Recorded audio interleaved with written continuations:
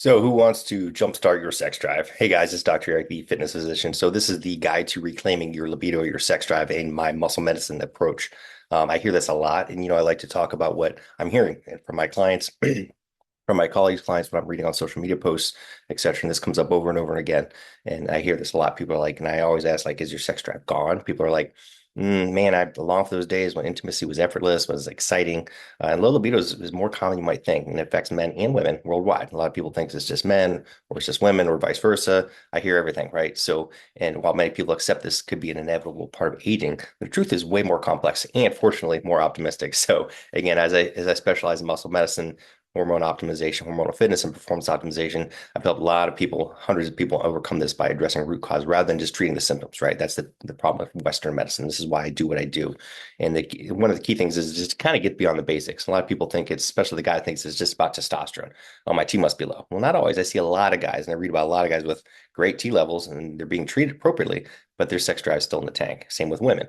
So it's not just about the testosterone. Yes, it definitely helps, but there's way more to it. Just like everything with hormonal optimization. There's a lot more to it. It's not just a cookie cutter approach.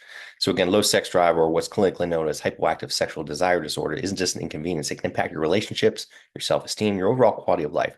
This has been discussed, this clinical term has been discussed more in the female literature, but again, it affects men and women as well.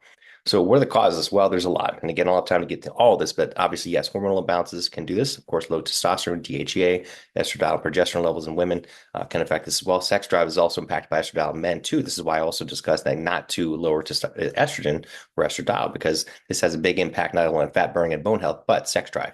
But also you have to look at everything else too. Thyroid hormones, prolactin is big too. Sometimes if someone on certain medications or different things, their prolactin is really high or testosterone is very low, this can definitely affect it. Of course, medical conditions, we have to look for this. This is why you need to work with a clinician who can look and evaluate these things. Not just, oh, it's just this hormone or it's just this quick tip, this quick biohack. There's more to it than that, right? So diabetes, cardiovascular disease, insulin resistance, obesity, sleep apnea, psychological issues, depression, anxiety, so many factors, true medical conditions that need to be addressed that can definitely impact libido. Of course, medications, huge list, right? And just some more common ones are blood pressure medications, certain ones more than others, antidepressants like SSRIs, contraceptive medications or birth control pills, antihistamines, opiates, right? Marijuana, and certain treatments for acid reflux and disease or GERD. These are very common. I see this a lot. Psychological factors are big, right? Stress, of course. I talk about stress and sleep a lot. Chronic stress can definitely create a cascade of hormonal imbalances that can directly suppress sex drive and sex hormones, and this can crush everything. You know how it is. Even if you're optimized, if you're stressed out to the max, you're not in the mood for much of anything, right? Same with depression, anxiety. These conditions and many medications, as I mentioned, to treat them can affect libido.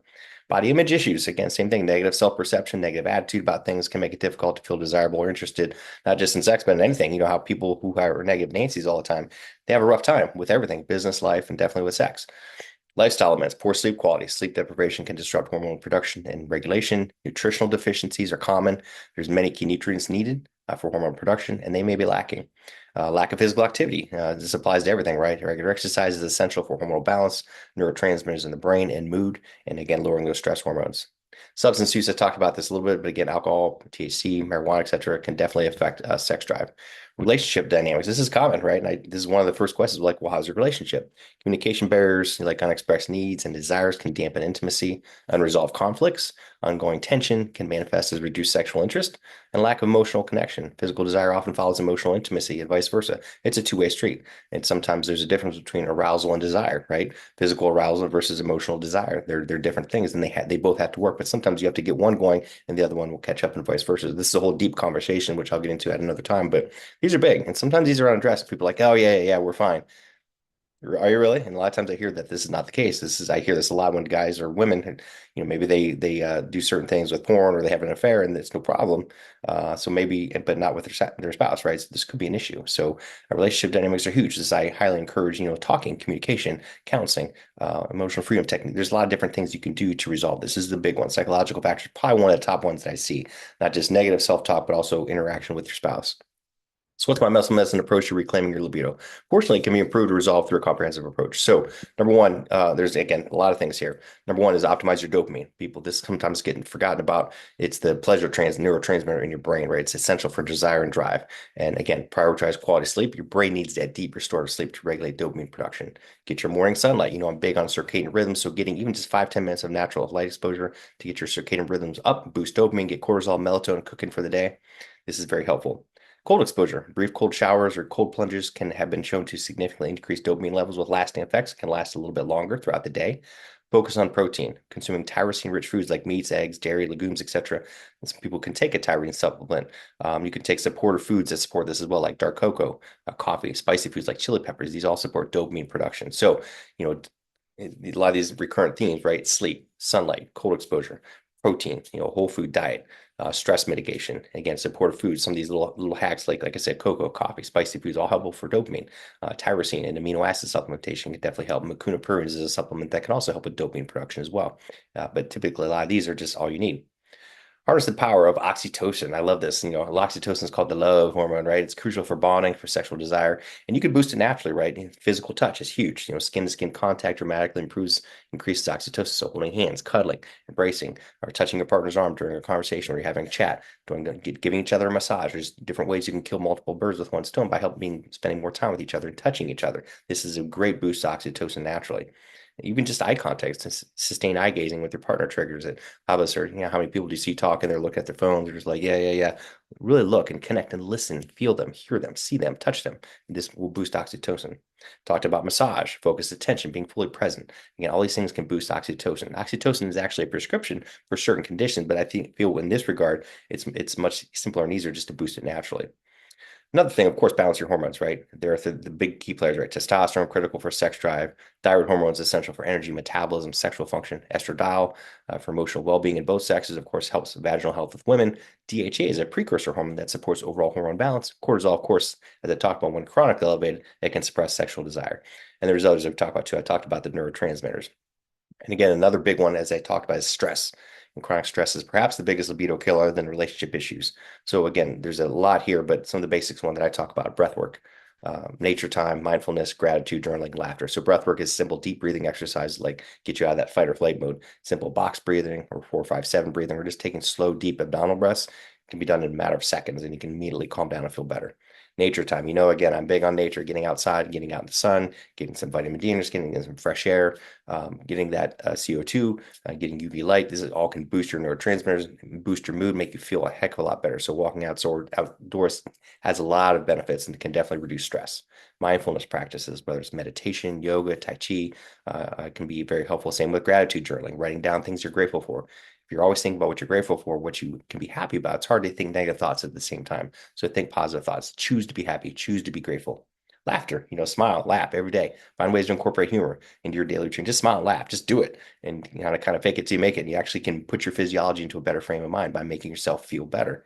These are simple things you could do. They're free. They're easy. You can do them as many times throughout the day. You may even get some funny looks along the way, but that's part of the fun. Then you can laugh even more.